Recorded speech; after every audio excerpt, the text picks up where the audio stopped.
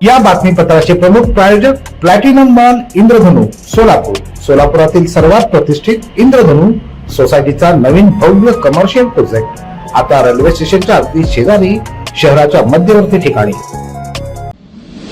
काँग्रेसचे नेते राहुल गांधी यांना दिलेली धमकी. काँग्रेसचे प्रवक्ते हनुमंत पवार यांना पुणे इथं भाजपशी संबंधित गुंड प्रवृत्तीच्या लोकांनी केलेली मारहाण तसंच जेफ्री एपस्टीन प्रकरणातील फाईल्समध्ये नाव समोर आल्यानंतर अमेरिकेच्या दबावाखाली देशहिताशी पंतप्रधान नरेंद्र मोदी यांनी तडजोड केल्याप्रकरणी शहर काँग्रेसतर्फे काँग्रेस भवन समोर भाजप पंतप्रधान नरेंद्र मोदी यांच्या विरोधात घोषणाबाजी करत आंदोलन करण्यात आलं. नरेंद्र मोदी मुर्दाबाद मुर्दाबाद मुर्दाबाद नरेंद्र मोदी मुर्दाबाद मुर्दाबाद मुर्दाबाद भाजप सरकार मुर्दाबाद मुर्दाबाद मुर्दाबाद भाजप सरकार मुर्दाबाद मुर्दाबाद मुर्दाबाद नरेंद्र मोदी मुर्दाबाद मुर्दाबाद मुर्दाबाद नरेंद्र मोदी. नरेंद्र सरेंडरच्या घोषणा यावेळी देण्यात आल्या. यावेळी नगरसेवक नरसिंह आसादे, प्रदेश सचिव राहुल वर्दा, श्रीशैल लंढिरे, महिला अध्यक्ष प्रमिला तुपलवंडे, कार्याध्यक्ष हनुमंत सायबोळू, ब्लॉक अध्यक्ष उदयशंकर चाकोते, बाबूराव मेत्रे,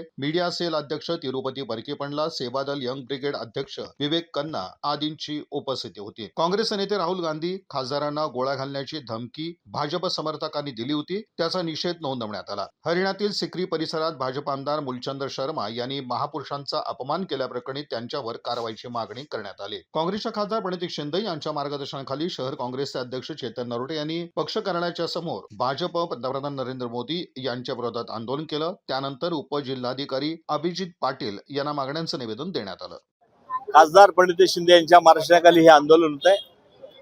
आजचा जो आपण बघताय की सोलापूर शहर काँग्रेसच्या वतीने जे आंदोलन होत आहे, नरेंद्र आणि सिलेंडर अशी घोषणा या ठिकाणी दिली आहे. अमेरिका समोर हे सिलेंडर झाल्यात. वारंवार अमेरिकेचे अध्यक्ष ट्रम्प सांगतात की पाकिस्तान भारत युद्ध मीच थांबवलंय. आता त्यांनी जो ठराव केला आपण बघताय की हे सरळ त्या ठिकाणी सिलेंडर झाल्यात. आपला माल त्यांच्याकडे गेलं तर तिरीपीन आपल्याला कर वसूल द्यावा लागणार आहे. त्यांचा माल घेत असताना कुठलाही कर नाही आहे. हे सगळ्या जातीकाठी शेतकऱ्यांना न परवडणार आहेत. शेतकरी उद्ध्वस्त होत आहे. त्यामुळे हे आम्ही आंदोलन घेतोय. आपण दुसरं बघताय की छत्रपती शिवाजी महाराजांचा वारंवार भारतीय जनता पार्टीचे लोक या ठिकाणी आमदार अपमान करतायत. त्यांचे एक आमदार आहेत, त्यांच्या लग्न मंडपामध्ये जे टॉयलेट आहे त्यामध्ये छत्रपती शिवाजी महाराजांचा प्रतिमा त्या ठिकाणी त्यांनी लावली होती आणि हे देखील त्या ठिकाणी एक छत्रपती शिवाजी महाराजांचा अवमान आहे. तुम्ही बघता की राहुलजी गांधी यांना गोळ्या घालून मारू असं सरळ भारतीय जनता पार्टीचे कार्यकर्ते धमकी देत आहेत. त्यांचा देखील तीव्र शब्दामध्ये आम्ही निषेध करतोय. काल हनुमंत आमचे पवार यांच्यावर देखील भ्याड हल्ला झाला. त्या देखील हल्ल्याचा आम्ही ह्या ठिकाणी निषेध व्यक्त करतोय. आणि भारतातील जे पंतप्रधान आहेत हे खऱ्या अर्थाने फेल गेले आहेत. एसटीएम फाईल मध्ये त्यांचं नाव येताच ते अमेरिकेला सरेंडर झाले आहेत. त्यामुळे नरेंद्र आणि सिलेंडर ही आजची आमची घोषणा आहे. सरळ हे सरकार फेल गेलेलं आहे. एसटीएम फाईल मध्ये अजूनपर्यंत नरेंद्र मोदी यांचं नाव तुम्ही आलेलं आहे म्हणून असं म्हणतात. ते अजूनपर्यंत त्याचे पुरावे आलेले नाही. त्या संदर्भात काय नाव आलं नाही. तुम्ही बघता ईमेल आलेला आहे, सगळं माहित आहे. ते दाबण्या करतात अमेरिकेसमोर. जे अमेरिका सांगेल, अमेरिका नाच म्हणले तरी जाऊन नाचतात. अमेरिका पाया पड म्हणले तरी उद्या पाया पडताल. भारताची मान शान हे घालवण्याचा प्रयत्न आहे. इकडे स्वर्गीय इंदिरा गांधी हे कधीच झुकले नाहीत. त्यांनी अनेक देशाला सबक शिकवला. तसं खऱ्या अर्थानं मोदीजी आपण देशामध्ये जी आपली देशाची प्रतिमा आहे ते संपवण्याचा मोदींनी या ठिकाणी प्रयत्न केलेला आहे. शेतकऱ्यांच्या समस्या बाबतीत तुम्ही आता बोलला होता. शेतकऱ्यांच्या समस्या ह्या गेल्या काँग्रेस काळापासून ही चालू होत्या, यंदा काळातही ते चालू आहेत. तुम्ही ह्या सरकारकडनं काय अपेक्षा करता जे तुमच्या सरकारकडनं झालं नव्हतं? त्यांनी हजारो वेळा सांगितलं की आम्ही शेतकऱ्याच्या भावाला हमा देऊ. आम्ही आजपर्यंत ते देऊ शकले नाहीत.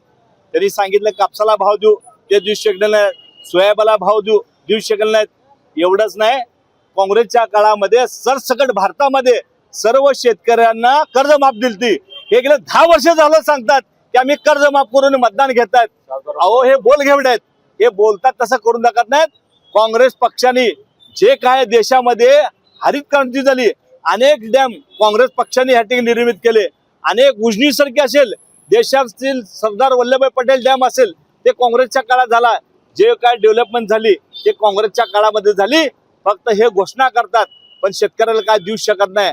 आमच्या काळामध्ये हजारो कोटी हे शेतकऱ्यांना कर्जमाफ दिले. हे गेल्या 10 वर्षाला कर्जमाफ देतो, मग का देत नाही? तुम्ही शेतकऱ्याला फसवता.